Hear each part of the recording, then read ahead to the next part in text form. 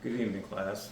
My name is Myron Parker, and today I wanted to talk to you about the rights and the urgency to vote. I want to persuade you to vote, whether you vote Democratic or Republican. Vote. Your vote is important.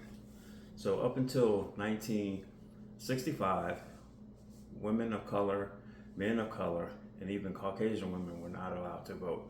Only men, prominent, wealthy white men, were allowed to vote up until that time. So basically, your voice wasn't heard up until 1965. Lyndon B. Johnson stepped in and signed off on the bill, which went through Senate and Congress at a amazing large vote to allow people of color and women to vote. So today, even in 2025, we're still struggling for voting rights amongst all people of color. It's urgent that you vote. Once you vote, your vote is heard, your voice is being heard. So it gives you the right to have a say-so in what's going on in today, whether it's politics, taxation, housing. Voting covers a vast, dynamic array of topics. You can even do an absentee voting, right? So if you're in the military, you're away from your home state, you can do absentee voting. Absentee voting is where you can vote and you don't have to go to the polls locally. Here's a symbol. It says, typically when you vote, they give you a sticker. And most people attach it to something of their own, the shirt or a collar, to say, hey, I voted. Throughout many states, voting rights are different, and they are governed by your state, but they're oversaw by the federal government. There is voter alert, as in voter fraud. So voter fraudulent activities do occur to increase a candidate's chance of winning. Voter suppression.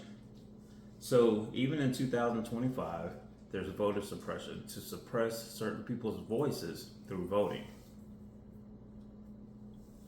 And here we have a slide shows where Democratic versus Republicans voted in 2020 for the election. Our votes put the first African American president in the White House. That's how important voting is. Secondly, the first African American vice president, Kamala Harris, was placed as or won the election denied to be vice president through voting. President Biden appointed Ketanji Brown as the first African American Supreme Court justice. Once again, your vote is important. You can go to the polls and cast your voting.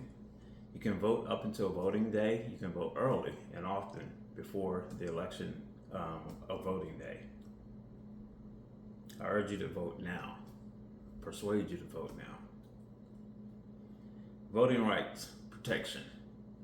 Throughout the years, many people have paid the ultimate sacrifice when voting. Every vote matters.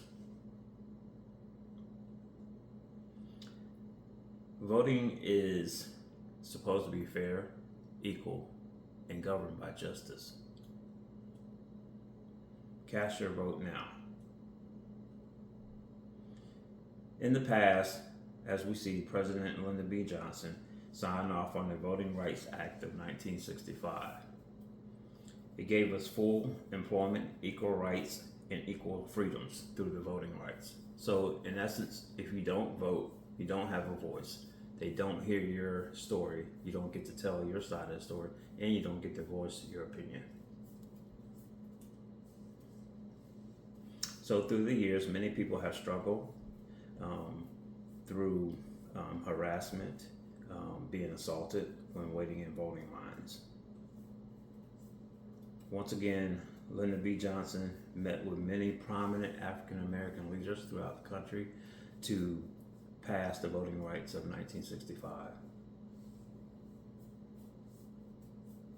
In the past, people have, even up till today, people have waited in long lines, waited in the rain, the snow, many harsh conditions, being attacked by state troopers, as in Selma, Alabama, being attacked by police dogs as well.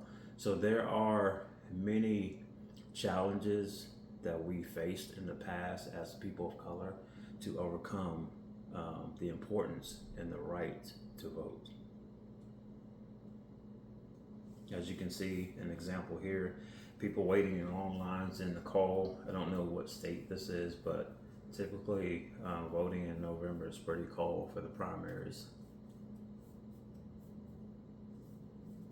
And there you have it. So in today's discussion, I want to prioritize the urgency of voting, and also to pass the word, get the word out to your coworkers, your neighbors, people, anyone that's over the age of 18, the importance of voting. If we don't vote, we don't have a say so, we don't have our voices being heard. Voting is a right that is earned. You can't vote if you're a felon. Subsequently, we have someone in office now that has multiple felons while he's in office. It doesn't, so those are the things that we have to continuously vote and have our voices heard so that we can change the narrative of what's going on in the country. So I definitely urge everyone to get out and vote. Thank you guys. See you in class.